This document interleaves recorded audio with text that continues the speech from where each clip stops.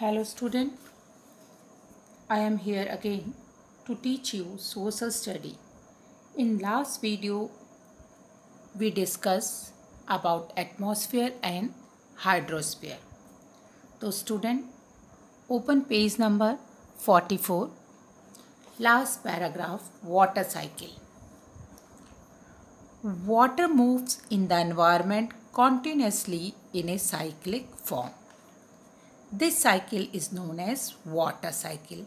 Let's read on to know what is water cycle. Water जो है लगातार, continuously means लगातार क्या होता है, पर्यावरण में मूव करता रहता है और इसको कहते हैं हम वाटर साइकिल. आपने पहले भी पढ़ा है, वाटर जो है वो क्या होता है, इवोपरेट होता है और ऊपर चला जाता है. ऊपर जाके स्काई में वो क्या करता है, कंडेंस होता है, वापस से वो चेंज हो जाता है वाटर में और जब ये हैवी ड्रॉपलेट बन जाता है तो बारिश के रूप में गिरने लगता है. चलिए हम यहाँ पढ़ते हैं. Let's read on to know what is water cycle. Due to the sun rays the water from the water bodies get evaporated. Sun की गर्मी से जितनी भी वाटर बॉडीज़ हैं, मतलब जैसे रिवर, सी, ओशंस, उन सब का पानी क्या हो जाता है, इवोपरेट हो जाता है. इवोपरेट होता है पानी का भाप बनना. This water form water vapours and rises up in the sky. Water vapour बन जाता है और आकाश में उड़ जाता है. This process is known as evaporation और ये प्रोसेस कहलाता है evaporation. As the water vapors reach the sky, they settle and cool down. जब water vapors sky में पहुँचती है तो वो क्या होती है, ठंडी हो जाती है. They change back into water droplet.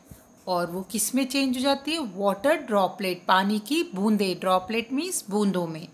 And form clouds. और क्या बना देती है, clouds means बादल बना देती है.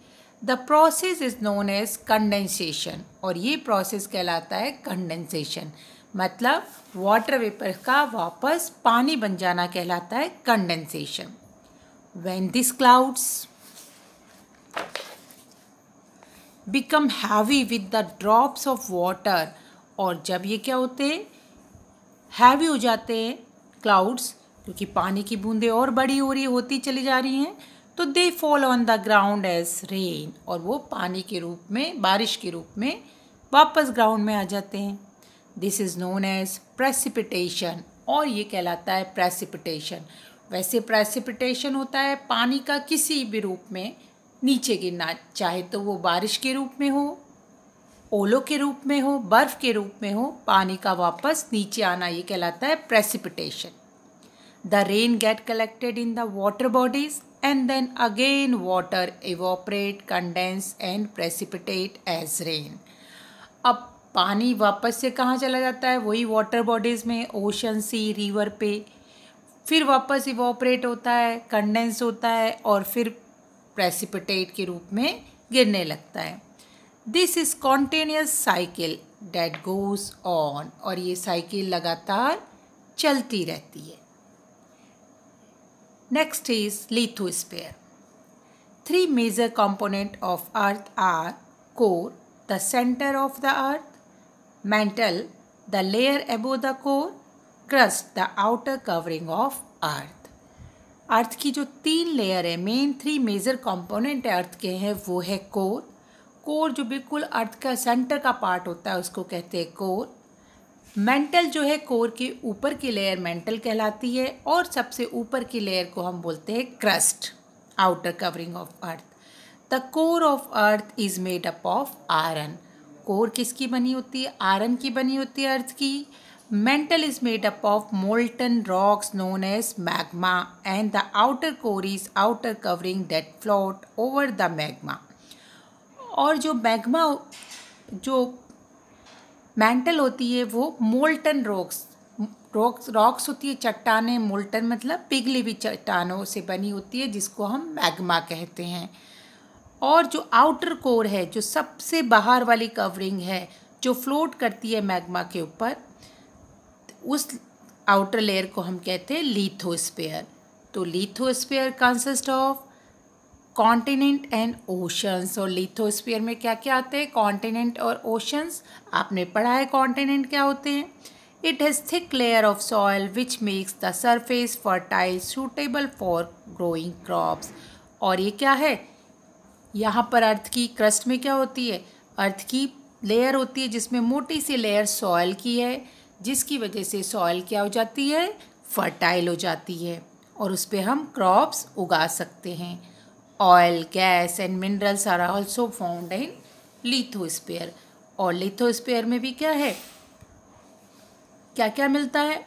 ऑयल, गैस एंड मिनरल्स मिलती है। ऑयल मतलब आपने पेट्रोलियम, डीजल, ये वाले ऑयल्स, गैसेस और मिनरल्स मिलती हैं।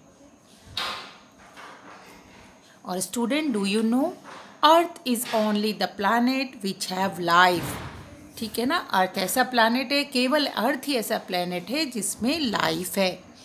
और सबसे फर्टाइल सॉइल जो होती है, विच सॉइल इज़ मोस्ट फर्टाइल, जो ह्यूमस होती है या black soil is a most fertile soil. Biosphere, living thing and non living thing present in the environment together make an ecosystem. जितने भी एनवायरनमेंट में लिविंग थिंग है, नॉन लिविंग थिंग है, सब मिलके क्या बनाते हैं? इकोसिस्टम बनाते हैं। An ecosystem is present on land और इन वाटर बॉडीज़।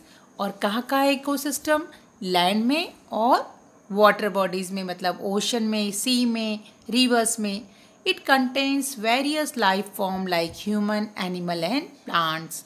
और इसमें क्या आता है? इस इकोसिस्टम में ह्यूमन बींग्स आते हैं, एनिमल्स आते हैं, प्लांट्स आते हैं। Biosphere is the area where living thing reside.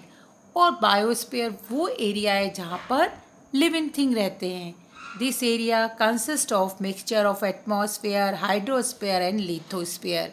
और ये किस चीज़ से बना है? एटमॉस्फेयर, हाइड्रोस्फीयर और लिथोस्फीयर से मिलके बना है biosphere. This sphere together overlap होता है, एक के ऊपर एक चढ़ जाना। And provide an environment to the living thing that make their life possible. Life forms are found on the surface of earth and deep in the ocean too. अब आपको पता है इन तीनों स्पेयर की वजह से ही लाइफ पॉसिबल हो पाई है अर्थ पे। और लाइफ फॉर्म आर फाउंड, और अर्थ के सरफेस पे लाइफ मिलती है। और कहाँ लाइफ मिलती है? ओशन में भी लाइफ मिलती है, वहाँ पे भी प्लांट्स और एनिमल्स होते हैं। ठीक है। तो so student, this is the end of chapter. Be safe, take care, bye bye.